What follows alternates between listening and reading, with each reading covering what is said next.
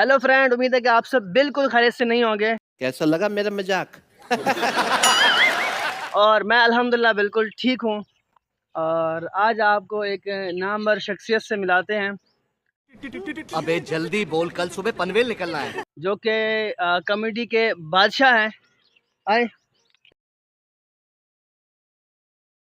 अस्सलाम वालेकुम। क्या हाल है भाई जी?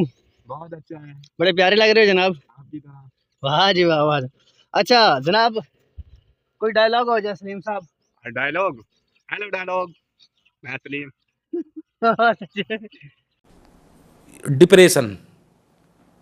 मैं डिप्रेशन में रहता हूँ हमेशा, अब भी मैं डिप्रेशन में हूँ, माँ कसम। ओके व्यूअर्स, व्लॉग का एंड करते हैं। डायलॉग तो आपने यकीनन सुन ही लिया होगा। ओके सलीम साहब, ओके सर, बाय। बाय, अल्लाह हाफिज। आज का और व्लॉग इसको यहीं पे खत्म करते सब्सक्राइब हैं। करो, ये फालतू का हमारा दिमाग खोटी करता है भाई लोग।